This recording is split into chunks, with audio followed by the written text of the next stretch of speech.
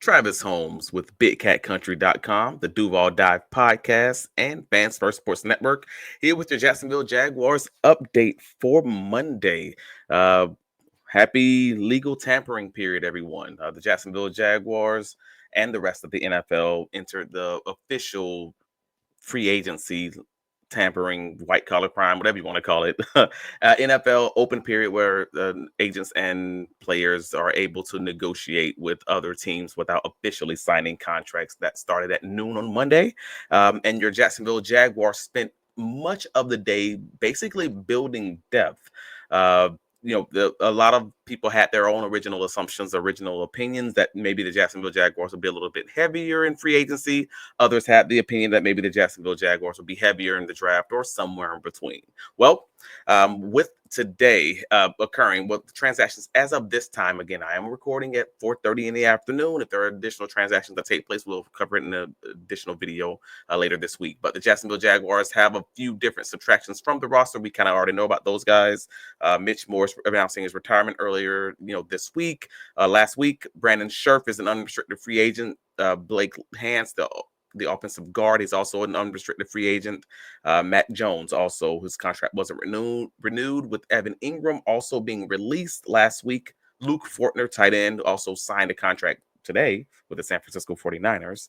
Wide receiver Christian Kirk was also traded to the Houston Texans for a 7th-round draft pick.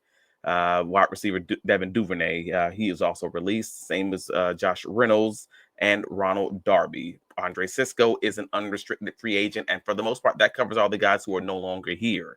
A few players of interest that many people had linked to the Jaguars. Wide receiver Chris Godwin never even became a free agent, as he was able to come to a new deal with the Tampa Bay Buccaneers for 3 years for $22 million a year. Additionally, Ben Bredesen, the offensive guard for the Tampa Bay Buccaneers, many had him linked to the Jaguars. He also never left Tampa Bay. They kind of just took care of home, kind of got him back into the fold with another 3-year deal. And Carlton Davis, the Detroit Lions cornerback, many expected the Jaguars to have interest in him, especially look with the need at cornerback with Ronald Darby being released. He was signed by the New England Patriots on a 3-year, $60 million deal. So now we've talked about the guys who may have had interest, the people we were interested in. We've talked about the guys that the Jacksonville Jaguars lost. But who they signed? Cool. Jourdan Lewis, the former Jacksonville Jaguars former Dallas Cowboys cornerback, the Jacksonville Jaguars made him the highest paid nickelback in the NFL. And that was a shock to pretty much everyone because most people thought that Jarian Jones, the Jacksonville Jaguars rookie cornerback out of FSU, played really well at nickelback this past season in Ryan Nielsen's man defense. This is a different defense. And Jourdan Lewis also played very well for the Dallas Cowboys. If you talk to anyone in the media within the Dallas Cowboy fan base or anyone in the that covers the team, they kind of all hint at the same point. He was a veteran talent in that Cowboys secondary. He was probably one of the most underrated. He didn't get the fanfare that the other guys got because they got the interceptions, but most people actually avoided him. As far as his play and coverage, he has 10 interceptions in his 8 years in the league, with his 44 pass breakups in that time frame. So he'll be signed to a 3-year, $30 million contract with $20 million guaranteed. And we'll see what that means for Jarian Jones, whether that means he'll move outside, whether that means he could even just be a versatile piece and move at safety and whatever it may be. We just don't know at this point. And we also don't even know fully what defense, Anthony Campanelli is going to run, but we'll see. They also signed backup quarterback Nick Mullins formerly with the Minnesota Vikings, playing under Grant Udinski. So that's, he knows the offensive scheme. He's a solid quarterback. He's being signed to, again, a backup quarterback, 2-year, $6.5 million contract, $3 million guaranteed to back up Trevor Lawrence. So again, you have someone who knows the offense early on, can kind of teach it to Trevor Lawrence, help him out with that learning process, but also at least keep the offense going by playing within the schemes of the offense. So it's not a bad situation. It's kind of is what it is. Johnny Munt, another former Minnesota Viking, tight end from the Vikings, will also be added to the tight end room to add a little bit of depth with Evan Ingram being released. Additionally, Tyler Hunter Long, the former Los Angeles Ram, it was being signed to a 2-year, $5 million contract that has a maximum value of $6 million. And he's 26 years old. He's a pretty solid blocker. So again, if you cap anything from this, that's two tight ends, both of them really good at blocking. Sound like the Jaguars want to run the ball. Makes sense to me.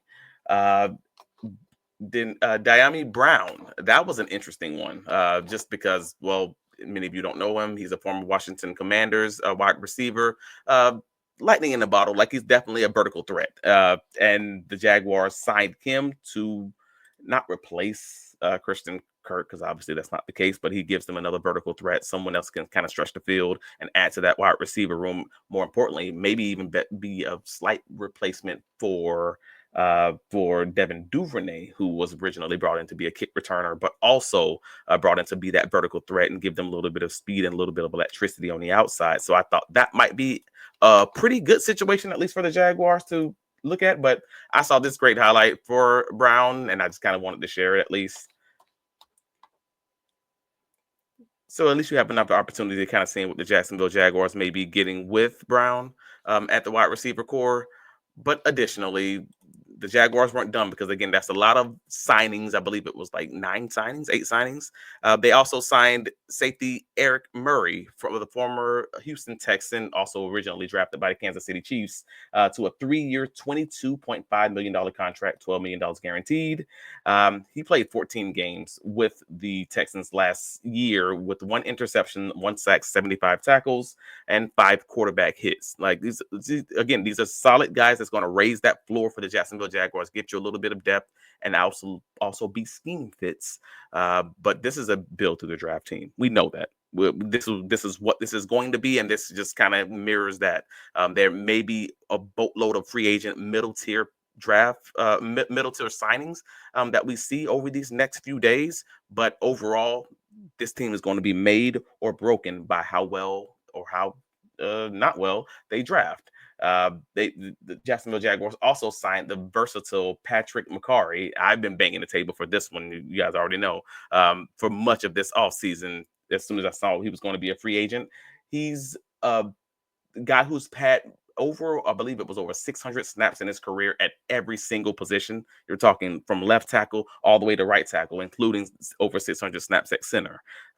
Played for the Baltimore Ravens. He played guard this past season for the Ravens, so he's kind of like a Swiss Army knife. He was signed to a 3-year deal worth $37.5 million.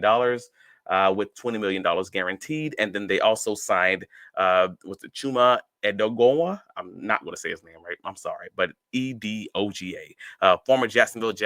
former Dallas Cowboys, swing tackle, and he is being brought in sort of in seems like a swing tackle role, because that's exactly what he played for the Dallas Cowboys. He started in 10 games over the last 2 seasons for the Cowboys as their swing tackle, and he seems like he's going to be brought in to kind of compete with Cole Van Lannon, who the Jaguars placed a transition tag on, and Javon Foster, who was basically redshirted, we'll call it, last season. So for the most part, those are our 9 signings. Then still no true word on whether or not Cooper Kupp is going to be released, or if there's a trade that's going to be able to be kind of figured out from that situation that's kind of lingering. The same thing applies for Jair Alexander, the cornerback for the Green Bay Packers. There's been no word as far as if they're going to decide to release him, or if there's a trade to be made. Maybe they hold on to him throughout the draft and kind of see where that goes. And Javon Holland, safety for the Miami Dolphins, is still on the board. So we'll see what happens with that.